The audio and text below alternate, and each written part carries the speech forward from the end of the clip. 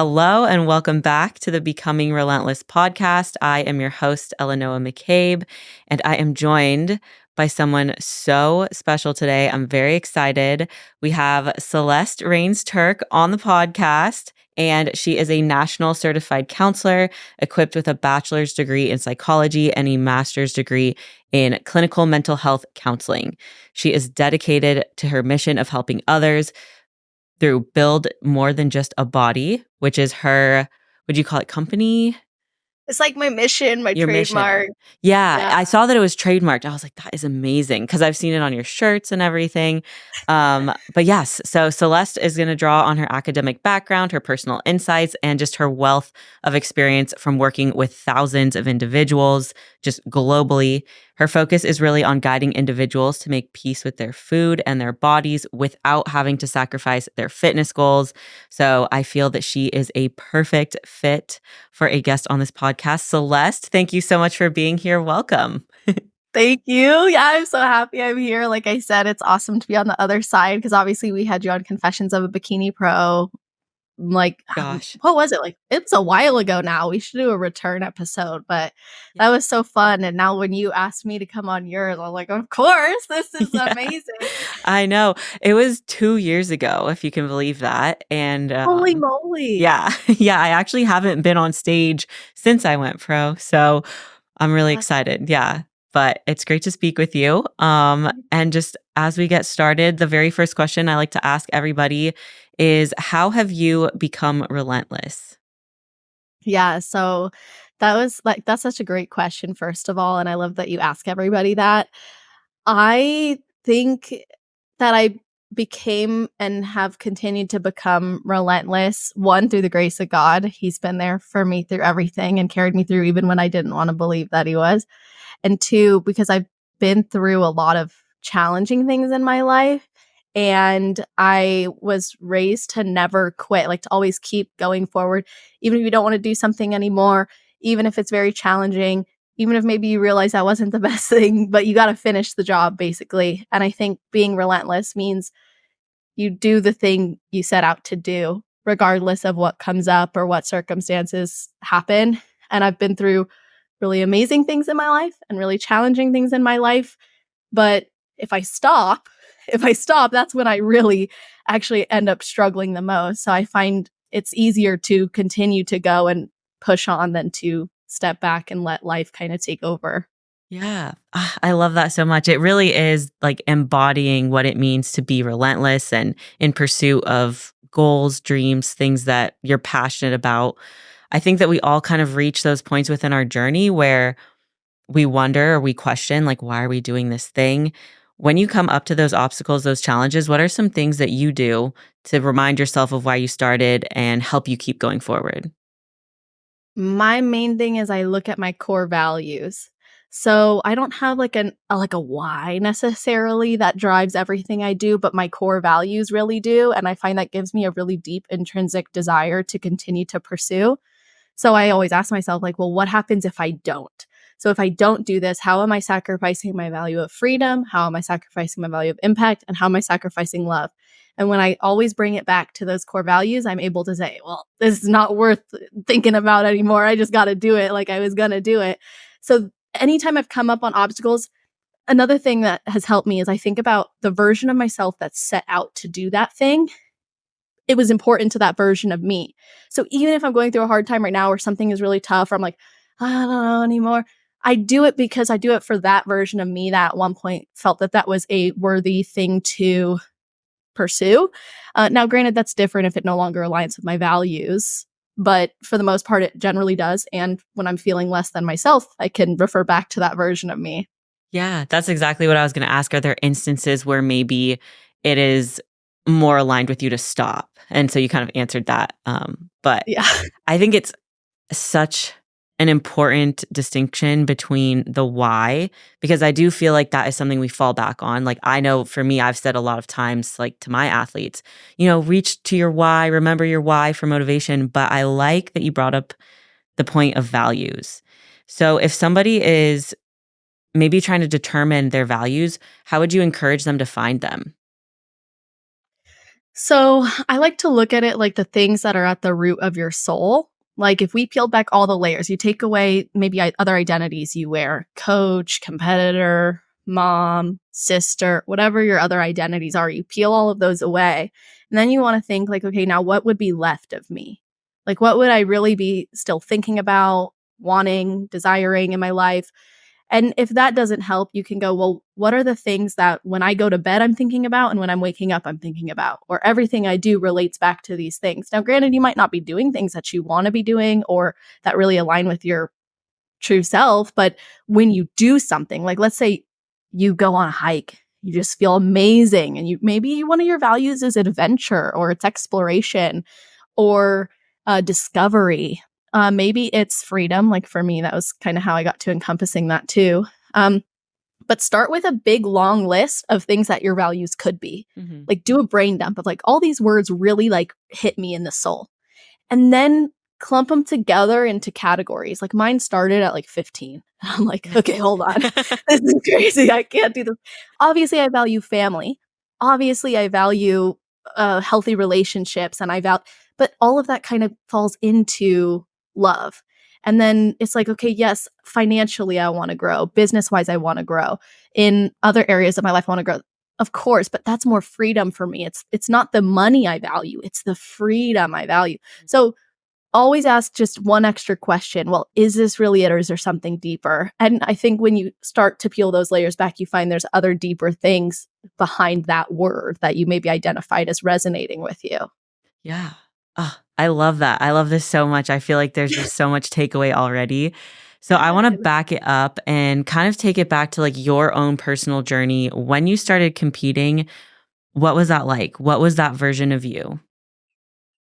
She was crazy. She was I don't know her anymore. Yeah. Uh, so that was like I graduated high school early and I was so invested in fitness at that point and I had quit volleyball. That was like my dream for so long was to go play college volleyball and then I burnt out and I had fallen in love with fitness and I was like, well, how much further could I take myself if I do a competition? You know, I was like, what else is under here? What have I built? Granted, I was a teenager who had disordered eating and had been dieting since I was 9. So there was not much to show Yeah. once I got dieted down, let's just say that. And but it showed me what I was capable of. I think one thing that was not this is the maybe more insidious side, the part I don't know anymore. I had the disordered eating and I had really struggled with body image throughout high school. And I used competing, I think, and the fitness identity as a crutch for why I wouldn't do or eat or go or be certain things. Oh, I can't because I'm in prep. Oh, I can't because I have a competition. And it was really like, okay, that competition is not a justification or a reason to participate in disordered behaviors or thinking about yourself. So did the competition for the first time, followed a meal plan, I mean, like you were just talking about in a recent episode, you have to be diligent. You can't be 90% really when it comes to prep. So I was, of course, 100%. And then I didn't place. And I'm like, what the heck? You mean to tell me that in this sport you can do everything and it doesn't matter and the person next to you could have like cheated every week or every day on their diet and they could be winning? And that was like a reality check for me because I was too invested in the outcome and not enough in the process. So that's when I was like, I'm never competing again. And I became a jaded competitor. I was like, it Mhm. causes this, it causes that. When in reality, it was me. I didn't ever take personal responsibility. So I sat back, really just started to focus on self love, personal development. At the time, I was building my fitness coaching business. And I was like, I just need to grow. You know, I need to reflect on this, grow. I don't want to compete ever again. But I was still living the lifestyle. Mhm. And that's when I was like, wait a minute. Okay, so it's not the lifestyle's fault. And I overcame the disordered eating, which was binging and then restricting. And then I stopped using exercise as a form of any sort of compensatory behaviors. And I really fostered a lot of love and appreciation for my body outside of how it looked, which is so outside of the norm for the fitness industry. And that's why I needed to do it. So the version of me that started competing was more like, let's see what I can do. But now it's like, it's so beyond that. It's because I love that process so much, regardless of the outcome now. I'm happy that I do this. Yeah, what is your goal? Like, what's the end goal with competing? Do you just wanna do it forever, for the foreseeable future? I think about this so much, and obviously there's tangible goals. I Mhm. wanna win, I wanna become an IFBB pro, I wanna compete as a pro. Those are tangible goals where someone will determine if that's something you achieve. But when I think about what I really want to achieve in competing, it's the impact. I feel like what I've already done with the podcast, what I already do with my business is enough. And Mhm. I'm like, it's okay if I didn't get an overall title. It's okay if I didn't get my pro card. I'm not saying I don't want it, okay? But but it's like the main goal for me that would be a true success is like I already made the decision to live that out and pursue that. So now competing is really just like can I continue to exhibit or maybe exhibit's not the right word, but display what it means to build more than just a body as a bodybuilder. Right, like, through your actions, almost living out your mission through your actions. I love that. Yeah. That's Yeah, and I perfect. hope to forever. If Yeah. something, changes, that's fine too, but I wanna compete for a long time, maybe one day promote shows, maybe do, like, fun things like that. Yeah, for sure, I wanna be in the industry. Yeah, be involved in the sport. That's exactly how I feel too. It's like I wanna be involved in some way for the rest of my life. I love this sport. Love So, that, yeah. yeah. I wanted to back up a little bit. So when you were going through the beginning of your journey and you were in high school, you started competing, when you realized was there a turning point, I guess, when you realized that, like, I'm using competing as an excuse? Or was that kind of later down the road after you'd stepped back? There were moments that I was aware of it in high school and when I was committing to compete and coming out of that show, but then there were more so of the actual, "I'm gonna take responsibility," that came later when I stepped away from it and was like, "If this wasn't how I identified myself, would I be okay? How would I live my life?" Because when you identify as an athlete forever, it's like that gets taken away from you, and now you're like, "Okay, well, then who is this person?" But in high school, I there were some moments, like, one of the things that happened, I remember I was, like, too embarrassed to even carry like, if we went out to dinner as a family, like, I wouldn't eat, or I'd bring my Tupperware. And then I wouldn't even wanna carry their leftovers. If someone asked me to carry leftovers, I didn't wanna be seen holding food that couldn't have been, like, bodybuilder food. Right. And, like, in school, I would always bring, like, 6 meals, I'd have my meals with me. It was just yeah, I would say there were and that's not a problem, but I'm just saying, like, I really embodied that identity so much so that I actually let it take away from who I really am, which is someone who wants to help, who wants to enjoy a meal with other people, who wants to support other people in feeling great, and that's when I started being like, "Whoa, why do I even care what other people think if I'm" and that's when I'm like, "Oh, I actually worry about being seen eating a cheeseburger or a cookie," and I started realizing I was demonizing anything that wasn't bro diet. Right. And so at that point, did you work with, professionals or did you get through this, like, all on your own through self, like, discovery, research, all of that stuff? So, I got through it on my own. Mhm. However, I had mentors for business who did also focus on personal development and mindset work. So, through that, that's when the world started opening, where I was like, "Wait a minute, I really like this." But I was also studying psychology. Mm. Well, I started in clinical nutrition and dietetics, and then I went on I was like, "I don't care what people eat, I care why people eat." So then I went to the psychology side of things, and I was so I enjoyed that so much that everything I was studying and doing through that degree was related to fitness, and that helped me a lot too. I mean, you learn something and you apply it to your life, you generally, like, really anchor in that lesson even more, so it was a combination of things. I wouldn't say I'm self-made or anything, but I definitely took myself through really intensive processes in order to get to a place from self-loathing to self-loving, both in thoughts, actions, and ongoing behaviors. Yeah, absolutely. So this question might border on, like, controversial, but what do you think about people who offer, like, the mental health or mindset type coaching that are more, on the side of, like, they did their own self-study and now they're offering that coaching to others? That's a really great question, and I love a controversial question. So, I actually think it's if the intention is good and you serve within the limits of which you know you can serve and you're not trying to claim something that you can't claim or you can't do, then go for it. But be honest about who you're serving, about how far you've gone and what you can understand and what you can help them with. I don't think the unfortunate side of this, I say yes because I think people should be free to pursue.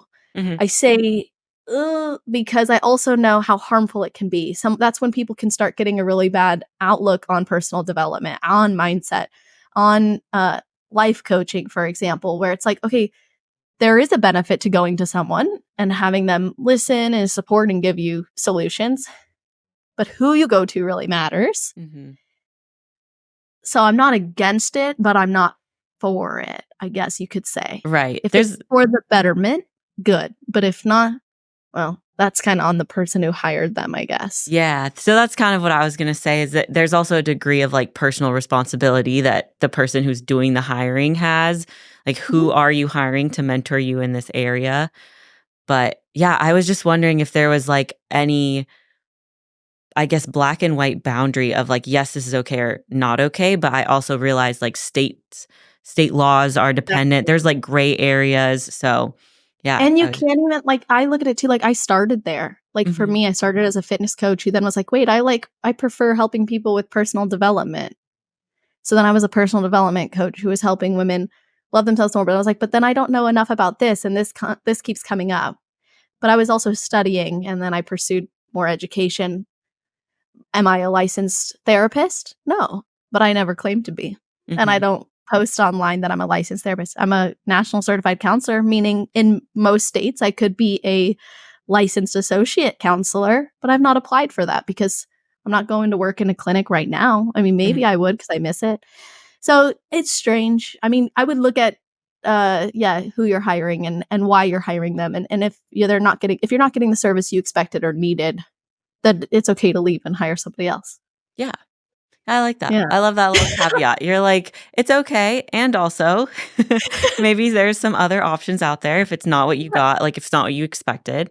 So, Mhm. okay, very cool. I did wanna shift into that, like, mental health realm because I know that that's your bread and butter, that's what you love to do. So, can you tell me a little bit about, like, what your daily life looks like right now? Where are you working the most, putting your energies towards? I'm just very curious. Okay. Well, my daily life has been crazy lately, but most of my energy goes towards my clients. I work with a lot of clients one-on-one, and that's specifically generally in the food relationship realm, but the food relationship program is also body image and personal outlook on themselves and overall self-affect. So that is, of course, part of it. But then I have a 10-month psychoeducation and support group I recently started and kicked off. So those Yeah, girls that are also just my started. focus. Just started. Yeah, Yeah. yeah, like, super new. Yeah. Very cool. Yesterday was the first Yeah. meeting.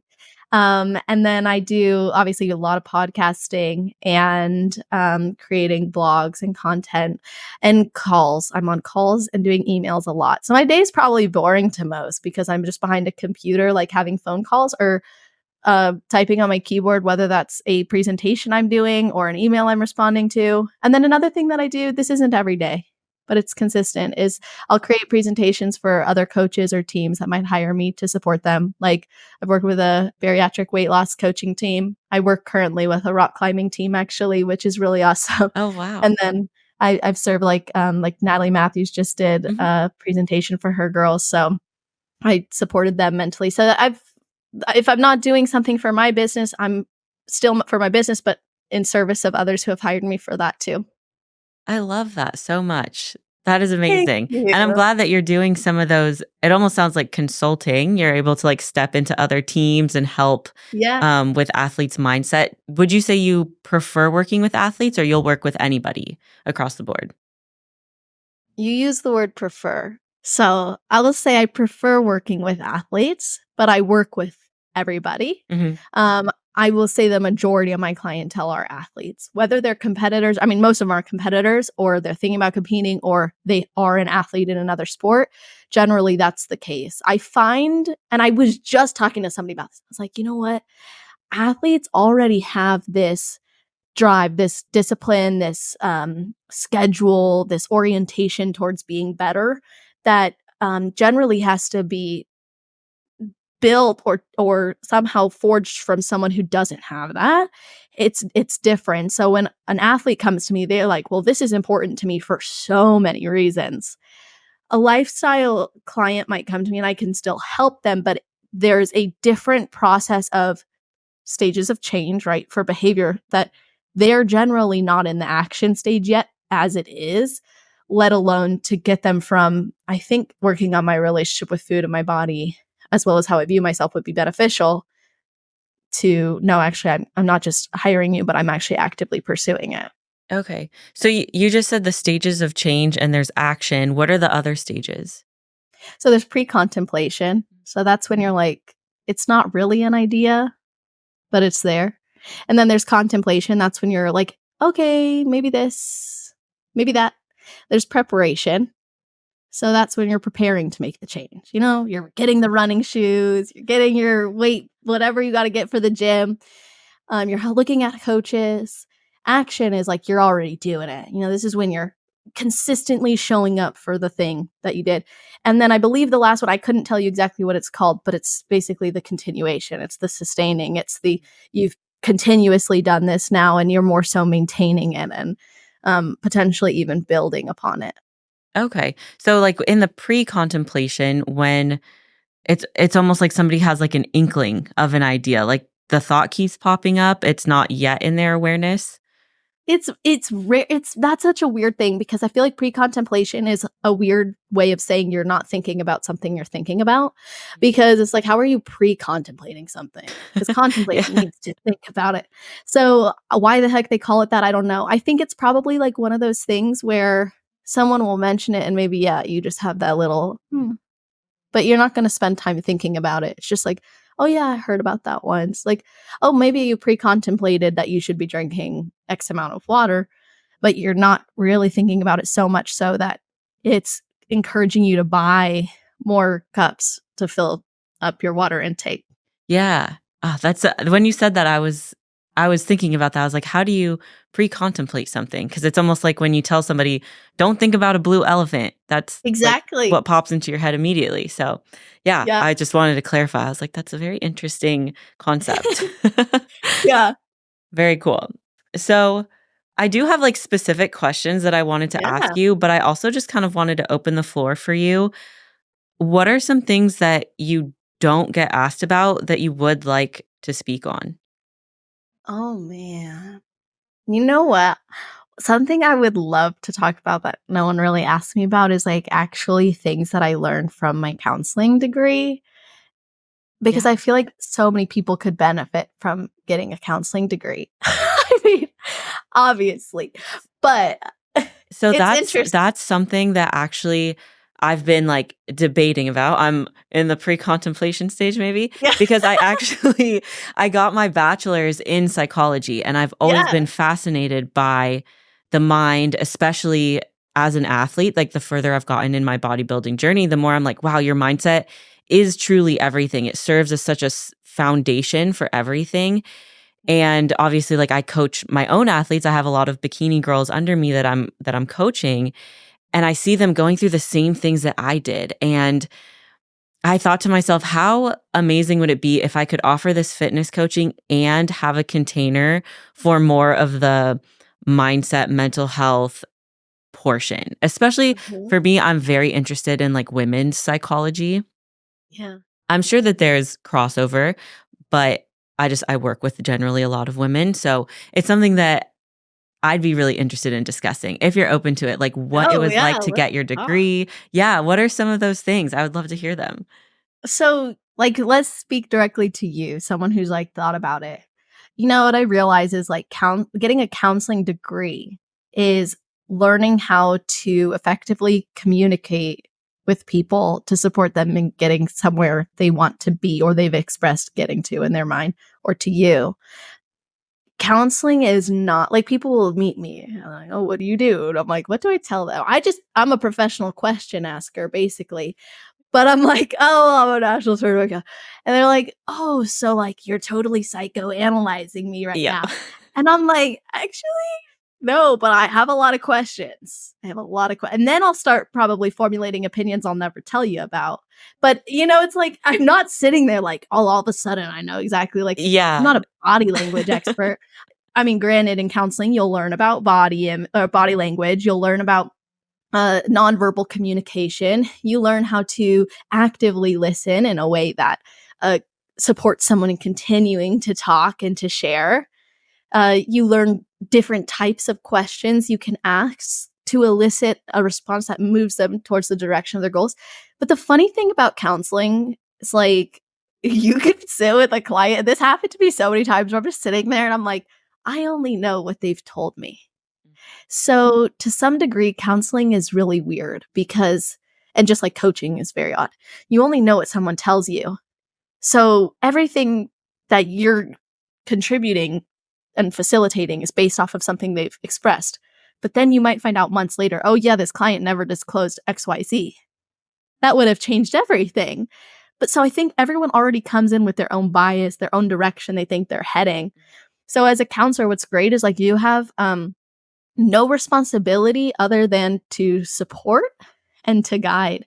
Now, granted, if it depending on what type of counselor you are, you might be more solutions or I'm more solutions oriented, but you might be someone who's like, here, let's actually create an action plan. Or it might be like the talk therapist who sits there and does a really great job of facilitating conversations that might generate a different thought process in someone's mind.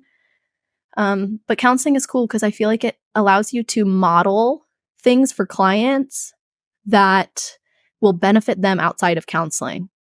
So every time I would talk to a client, I'd be like, okay, my job is to model a healthy, secure relationship to them so that when they leave, they can try to foster this in other places. So counseling is not understanding psychology as much as it is understanding or helping someone come to an understanding for themselves about their own brain and mind and thought process and behaviors.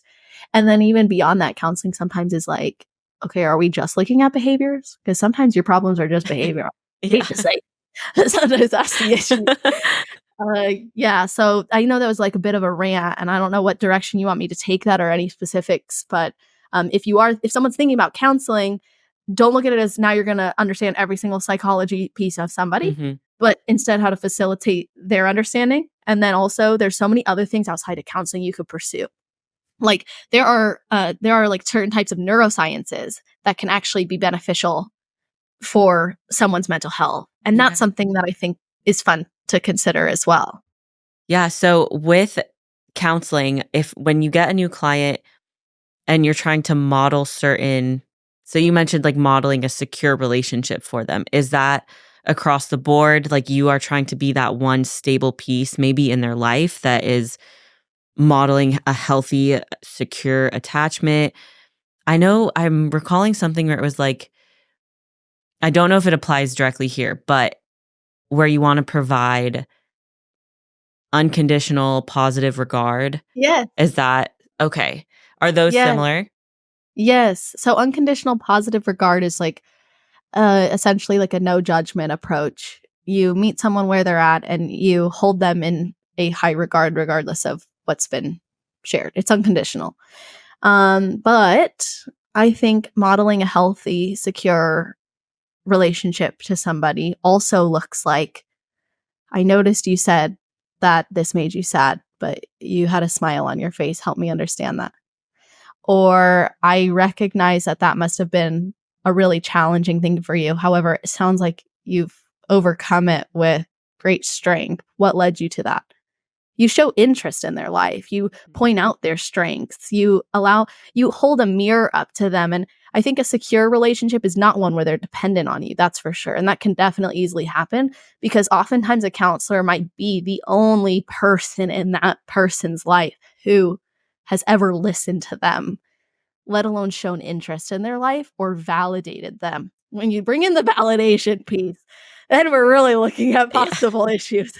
But yeah, as a counselor, you got to show up on time. And if you're not, you communicate that. If someone's crossing your own boundary as a client, when you did that, it made me uncomfortable. Can we discuss that so it doesn't happen again? Part of modeling a healthy, secure relationship to someone is also being able to have the really critical and difficult conversations or say, You signed an agreement that says you pay a cancellation fee. Yep. You gotta pay your cancellation fee, you know? So, it's not all sunshine and rainbows either. Yes, yes. That's hilarious, by the way. Like, we have to have that conversation. Yeah, Um, exactly. so you did mention that you used to do clinical, but you don't anymore because Right. you said you missed it. When you were doing clinical, was that just in school or was that part of your business? It was in school. So, Okay. you're required to complete an internship, and I worked in a counseling center that serviced a broad range of clients. It was absolutely amazing. Like, from I had geriatrics and I had children. It was really cool, and I served in a DUI education group, and I did DBT groups. It was amazing. So yeah, when I say clinical, I mean also you're reporting to insurance companies, you're making case notes, potentially you have a case manager, or you're reporting to the courts, depending on who or what it is you're dealing with. You're keeping an ongoing, record of this client and for this client with very specific languaging and yeah. It's a little less free than maybe like your business. You're the boss, you know how to run things, you get to structure it yourself. This sounds like it's almost like the corporate version of Yeah. a job, you know? Yeah, That's like, funny. I wouldn't necessarily recommend getting a license in counseling if you wanna offer, mental health coaching in your business, because now you're under the thumb of a really big governing body telling you how to conduct things, and I think, sometimes there's just, more freedom in saying, "Well, I learned counseling, I learned psychology, I'm gonna apply those principles here, but if you wanna work with a therapist, I would recommend that too." Gotcha. I think that's an important distinction to make. Um, Mhm. so when you were going through this like clinical practice or getting your degree there, did you think that you were going to end up like opening your own clinic or working in that setting, or did you already know that you wanted to take it this direction? I wrote my letter to the school for a master's degree. I said, "I have every intention of applying this to my business and nothing else." And I I was like, Yeah. "My goal is to bridge the gap for mental health and Mhm. competitors and mental health. If I accomplish that in this program, that's all I care about." And I somehow got accepted even with such bold, proclamation. But it worked in my favor, and every professor was in full support and really uplifting, really, really encouraging. I I go back and forth with even pursuing a PhD. It would be I love to learn. It would be so Mhm. awesome, but we'll see. But yeah, it was great. So I had every intention of pursuing it in my business. When I left the counseling center I was working at, that was very difficult, but I knew like my business needed my attention. The whole reason I got the degree was to expand more in my business and how I serve my clients. That's also why I'm not going to apply for LAC right now today or Mhm. right when I finish. Now, I'm not saying I never will because, like I said, I miss the clinical setting Yeah. too. So, we'll see. What do you like about the clinical setting? What are the things that you like to apply there that maybe you don't currently get? That's a great question. Well, I mean, obviously, with every client, I go deep into, like, what are we working on, you know? But, like, with a clinical setting, you're doing, like, potentially, like, a full intake. You're able to and it's not just when people come to me right now, they know it's probably food relationship, body image, athlete-related struggles. I'm not claiming to treat your depression, Mhm. your anxiety, that kind of stuff, although, that might happen as a byproduct. However, in a clinical setting, it's like, this person I get to do an intake, I get to do an assessment, we get to see what are they presenting with and how are we gonna treat that under this form of treatment? What is the best treatment for this disorder that we could take this person? And it's a very what's cool is it's like it feels like a really what's the word I'm like? It's a very personal relationship. Not that what I currently do isn't. It's just on a different level. It's like I feel more personally connected to my current clients, honestly, than I ever did with counseling clients because Mhm. that level that therapist boundary is just different. So I miss that and I miss there was just I miss using clinical language sometimes and being able to communicate with other counselors and learn from them. I miss sitting across from a client and, like, being like, "Ooh, yeah, that was, like, a really good use of this skill." Like, I'm proud of that. Like, Yeah. sometimes where you see something where they come back and they're like, "Yeah, I haven't had an episode of this in a long time." It's like, that's amazing. Or, yeah, I got out of this domestic violence situation and it took me a couple times before I did, but we did it. And I used the cycle of abuse that you gave me, or I used this. And it's like that, just broad. It's broad. That's exactly what it is. Broad. What I do is very specific. It's more broad. Yeah, clinical sounds like there's y something new that could potentially come up, whereas, like, currently, it's a little bit more niched. Maybe, like, the competitors, the athletes, those specific issues, which we see a lot in the industry. I wonder, have you because you've worked in the industry for so long, have you seen that change at all with the way that we approach, like, body image, relationship with food? Has there been an evolution, or do you feel like it's still kind of a prevalent issue? Maybe the lens that I perceive the industry through, I would say it's changed and evolved. But I can imagine there's probably still people who enter the industry and feel the pressure of like, I can only eat this, I can only do that, I should be moving this much, I should work off the food that I eat, I should put this extra. One thing that hasn't changed is let's put this food to good use. Yeah. I hate that. I hate Every I'll be honest. Thanksgiving, yeah. Yeah. Oh my gosh, the classic captions you're gonna read is like, please. But anyway, I don't wanna get too offensive, but, yeah, so I I say don't change mind. is I say helpful. whatever on this podcast, so you No, you're good. that's why I like what you do, because you just I like it. But yeah, I think I would say it's changed for positive. Like, now instead of, "Oh, this is how many jumping jacks to do for this food," now it's, "Well, just eat the food and move on," and that's a very positive change. But I think there's also been negative changes too, where we see coaches claiming that they can heal an eating disorder with macros. Like, that okay, good luck. If it was about the food, this would have been dealt with a long time ago. I've seen people who actually have macro-based approaches, and they end up even worse sometimes than the people who have a meal plan, and vice versa. So it's not about the food, that's for sure. And then I think something that's probably changed for the worse is sometimes this overfixation on certain principles within like tracking, especially for competitors. It used to be eat your food, go to the gym, show up. Now it's like, well, did you practice your posing for X amount of minutes a day? Did you track all your steps for this? Have you taken your blood glucose levels? Are you managing? I don't know. Are you managing your stress in a particular way? Are you tracking your sleep? It's like, so I think sometimes that's changed for the worse. It's just almost asking a lot. It can get Mhm. overwhelming. I think if people are coming into the industry already a little bit maybe uncertain as to what they're signing up for, they just know they wanna do it, and then we're asking them to track all of these things and essentially be perfect in it. That can be a lot of Yeah. pressure, and I think that can definitely exacerbate, maybe some existing thoughts that they didn't know they had. And it's Um, like it creates more of that all or nothing thinking. Like, "Oh, you can't be a successful competitor unless you blank." When in reality, like, it's okay if you just start with this one thing and then the next month you do this one thing or the next year you do this one thing. So when we create such a big, "This is what makes a successful competitor," we're actually, I think, turning more people away than we are towards it. yeah, I just finished talking about that with somebody because it is so irritating to me that on social media there are certain like influences that say you have to be 100%, you have to be all or nothing, like you won't be successful unless you have all of these things, like the best supplements, the best backpacks, the best coaches. Like Not the it just backpack. yeah, not the backpacks, but it really irritates me because people get this false sense of, "Oh my gosh, I have to commit everything in my life to bodybuilding or I'm not gonna make it," when the reality is you don't have to have any of those things. You can just take a step towards improvement every single day. Like, if you go to the gym and train, you're getting better.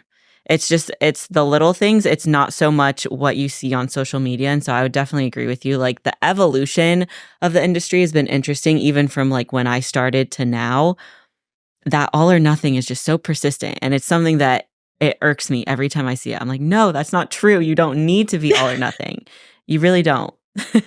Well, we latch on to predictable extremes, so it's easier to find the next thing to promote and persist than it is to say, "Well, actually, it's okay if we're a little more in the gray area." But that's too scary for someone who's maybe a bit more neurotic or conscientious even. Yeah. Do you feel like this sport attracts a lot of neurotic maybe tendencies, people who are more on the neurotic side? Yeah. Yeah. Well, because there's a fixation on negativity generally with someone who's neurotic, and it's the negative details sometimes that I think drive a competitor to be better. You could also argue it attracts a lot of conscientious people who are organized, driven, type A potentially. But I think neurotic people will be attracted to it for one reason, and conscientious people for another. And it would be rare that those two personality traits would be combined. But I do actually think that sometimes it can happen in competitors because it's like, oh, the judge has told you to grow your shoulders, get your waist smaller, and make your glutes bigger. And then all of a sudden you have a person who, like, every time they look in the mirror, they're staring at their waist, and then they're looking at their shoulders, and then they're looking at their glutes. And that's the only thing they look at. They don't even know if they still have a freckle on their face that was there yesterday because all they're looking at is their body, And then it's like, Mhm. well, I have to look like this and I have to be like this. And so I do think it can attract that for sure. Yeah. When that comes up, I wanna know, like, how you help competitors who start having those things. I don't like calling it body image issues because I just don't like that language. I'm trying to be careful around my language as well, like how I Mm. frame things. Um, but I guess when that starts to show itself, especially when you are in a more counseling session environment, um, Yeah. I guess how would you help guide somebody through if they don't even really know that they're exhibiting some of these body image things? If they don't know that they're exhibiting it, that's always interesting because the fascinating thing about, like, disordered eating behaviors or body image related issues It's or hard. struggles, difficulties, I'm like, "Shoot, that is a good point. What word can we use?" Related disturbances. I find that actually sometimes the people who don't know, ignorance is bliss because those types of struggles are generally productive, meaning it leads someone to a sense of, "Oh, well, I'm fit, I'm healthy, I feel good, I look good, I'm getting all this validation." It's almost like a positive disorder, you could say, because it's creating a lot of versus a drug addiction, which could lead Mhm. to a host of other issues.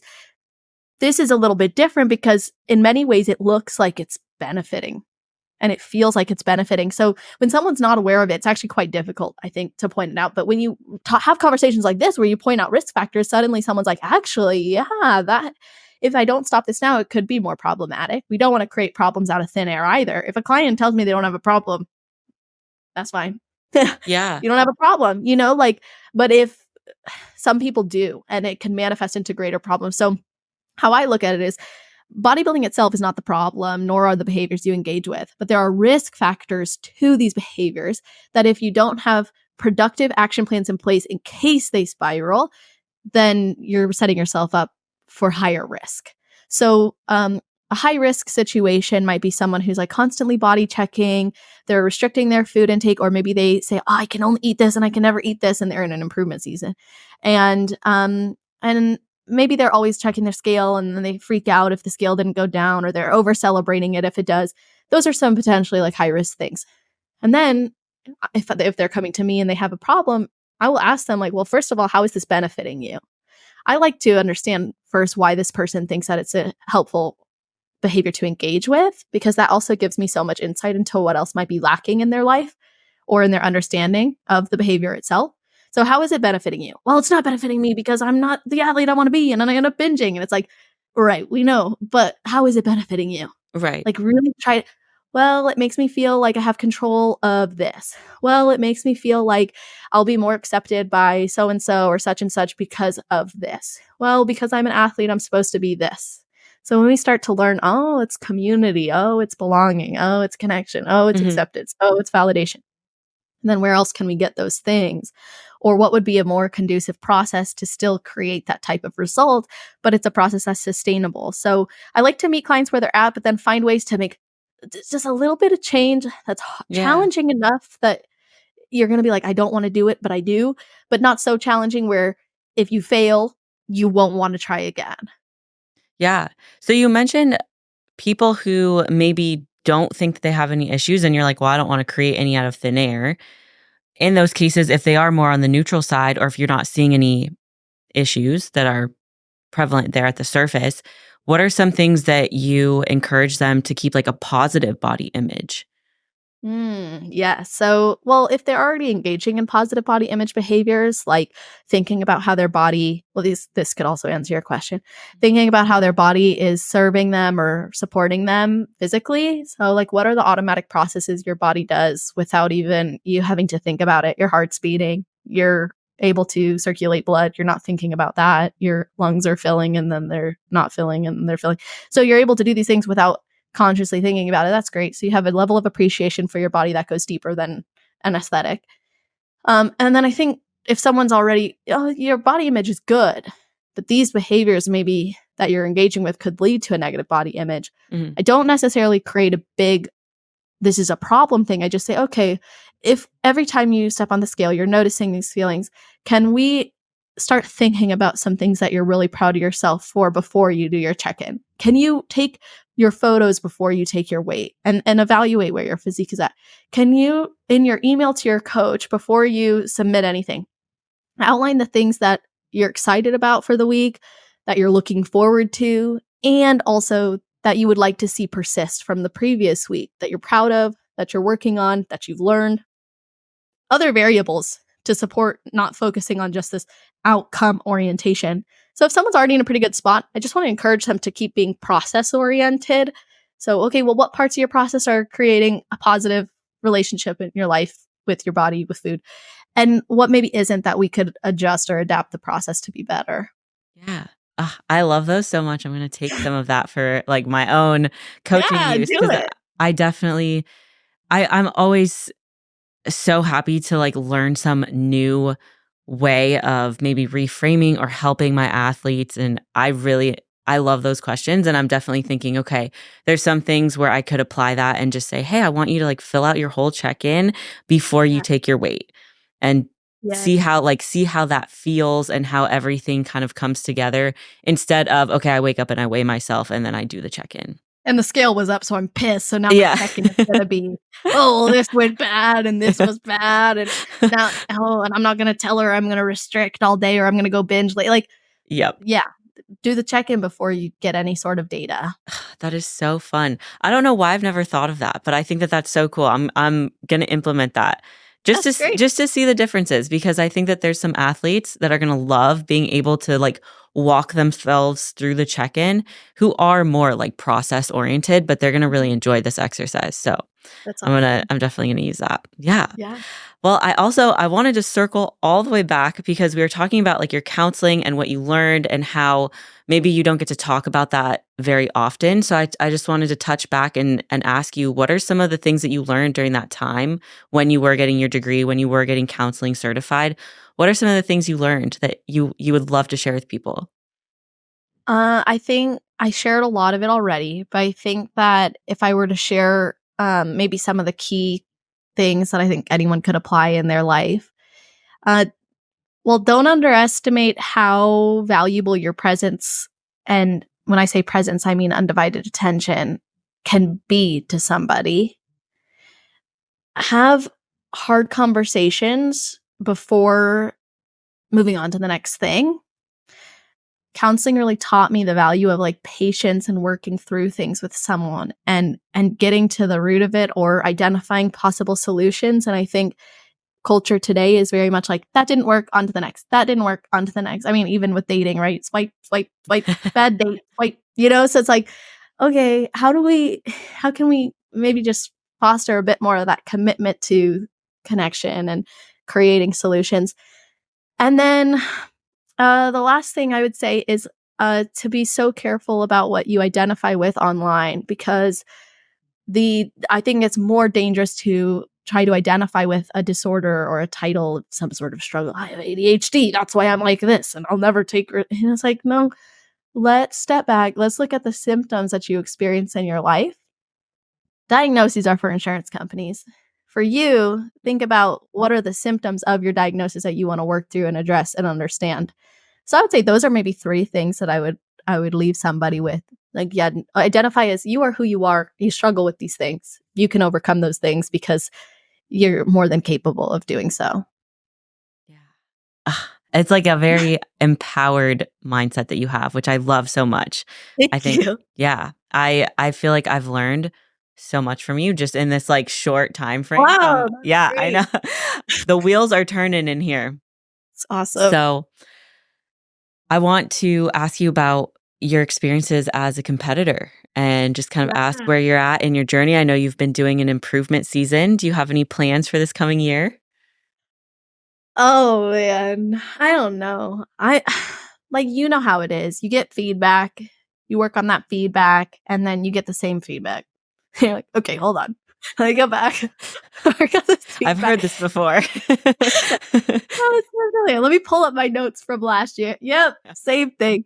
So, like, I got the feedback, you gotta grow all over. Then I got the feedback, and I did grow a lot, but then you put me next to other girls who also grew a lot, and Mhm. I need to grow more again. And then I got feedback that my lower body was great, but my upper body needs to match it. And so I've been working on that pretty much all improvement season. And I last stepped on stage at North Americans in 2022. Yeah. So it's like almost 2 years. We're thinking about competing at the end of the year, but we're not like, it's a necessity. If it happens, awesome. My plan would then be to do a couple regional shows and then, potentially compete at the Ben Weider Naturals, Yeah. maybe through that pro qualifier. Um, and then, yeah, just whatever happens, happens. But, I may not compete. I'm traveling a lot, so next month I'm going to Steamboat Springs. I'm contributing to a bodybuilding Mhm. retreat. The next month after that, Tulum for a lifestyle retreat, and then I'm going to, Austria with my Oh, family, wow. and I'm like, so I don't know if I'm gonna start a prep at that point or after, but that's the thing, like, I think when you commit to a long improvement season, you realize how much of this is just your life anyways, and competition season is, like, this big in the grand scheme of it, and, because I'm someone who needs to grow, I have the luxury of being like, "Well, I could actually take another 6 months, and I'd just put on maybe potentially that much more tissue or feel that much better going into my prep." But it's been a weird improvement season. I had GI issues, so had to work on Mhm. SIBO, and then we reversed out of that. Now we're in the best place. And then we did a mini cut because we got the carbs so high. We're like, okay, let's deplete and then reset. So I'm in my final week of a mini cut, and then we'll reverse from there. And hopefully body composition will stay relatively close to where it's at, other than adding more tissue. I love that you go through the different phases as well. I think it's important to note, like, it's not just prep and growth. There's also health phases. There's like maintenance, recomp, mini cuts. And like you said, we've been in this long enough that we understand the stage is always going to be there. It's better to come back improved each time. What would you say, like, helped you cultivate that mindset best? I have a lot of new athletes who just they want to get on stage so quick.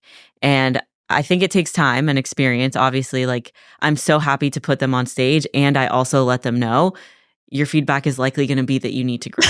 So just have that in the back of your mind. Like we can get on stage because I want them to have the experience that they want, but also you're going to have to grow and that Yeah. takes time.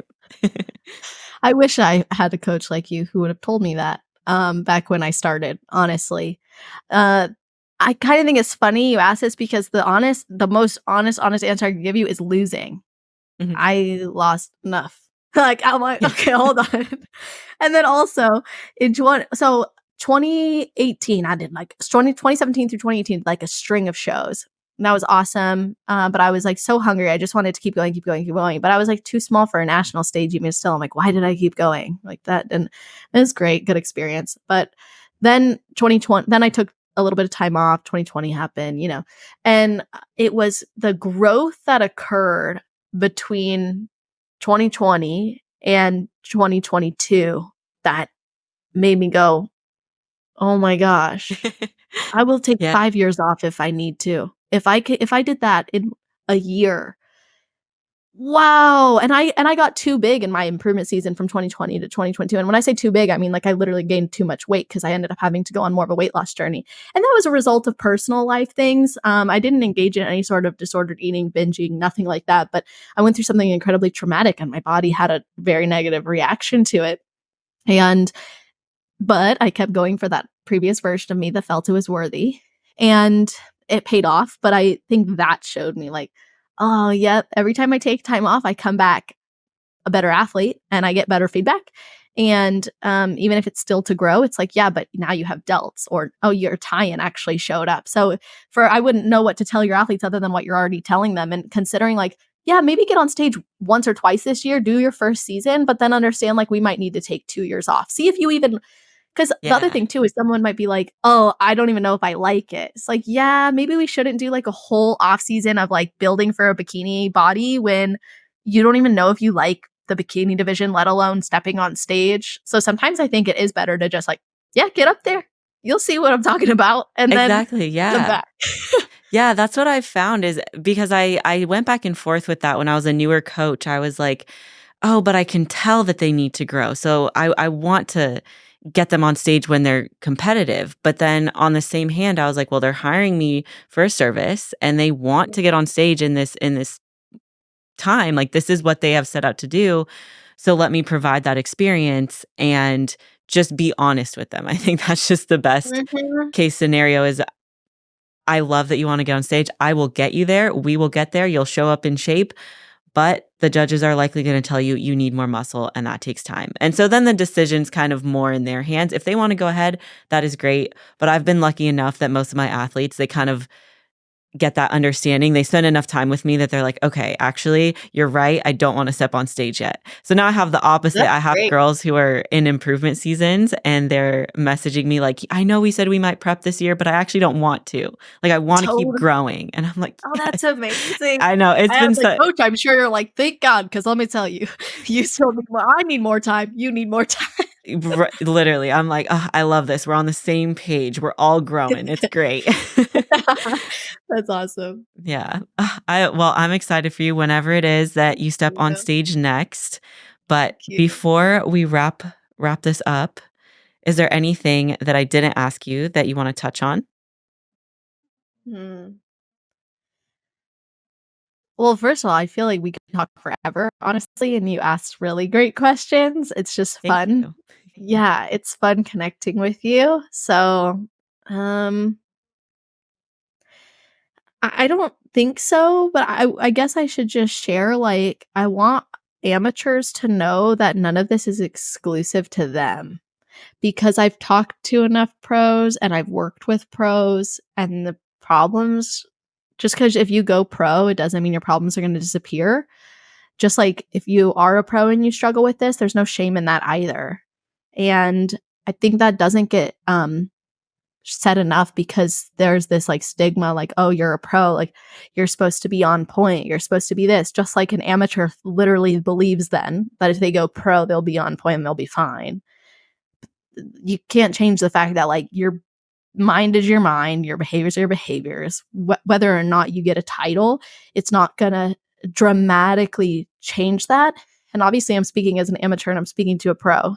And I see you nodding your head, so I Yeah. imagine you agree with me. This is not exclusive to amateurs. Not at all, not at all. I think at all levels, I have close friends who are Olympians who we've had conversations about how they struggle with the same things, that I struggle with, they struggle with it, amateurs struggle with it. I don't think that it is talked enough, so I appreciate you bringing that up because pros are humans too, and there are times where our relationship with food is terrible or our body image is not great or just the mental struggles that come up for us.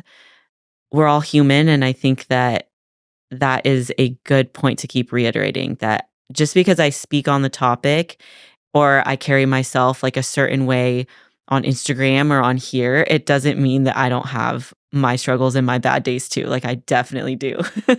So I do appreciate you saying that because sometimes I put like pros that are experienced or Olympians like on a pedestal and I'm Mhm. like, well, they must be just perfect. They must be executing Exactly. flawlessly. And so this is a good reminder for myself as well. Like Oh, we're all good. human. Yeah. Exactly. And like pros are like, I mean, they were once amateurs, and also like, if anything, pros probably even have this, I have to be this way because I'm a pro and I hold this title and this standard and I'm supposed to represent. And then we see pros disappear. We see pros hide their struggles, not talk about it. So I said that not because I felt you failed to bring it up, but because I felt it was important for people to understand and to remind themselves, like, if you're a pro, it's okay to ask for help, work on it, talk about it. If you're an amateur, it's okay to ask for help, work on it, and talk about it. Neither scenario is going to make you less or more, as long as you're doing what is best for you. Yeah, that is a fantastic point, and I'm glad that you said that. And if it resonates with anybody listening, there's a perfect resource sitting right here in front of us. Nice plug. Yes, had to get that in. But I really, really appreciate you being here and spending this time with me. And I would love to do it again because I do feel like there are so many different avenues we could go down. I feel as though this is like a great encompassing episode, but I think that there's deeper dives that we could get into. So hopefully we can make that happen. Yeah. Yeah. Awesome. Well, that's all that I have. We are at the time. Thank you, everybody, for listening. As always, if you could like, share, subscribe, send this episode to a friend, I would greatly appreciate it. And all of Celeste's information is going to be linked down below if you're watching on YouTube, listening on any of the streaming platforms. It will be in the description box. So please reach out to her if anything here resonated. If you guys want to chat about anything, my DMs are always open. And until next time, stay relentless.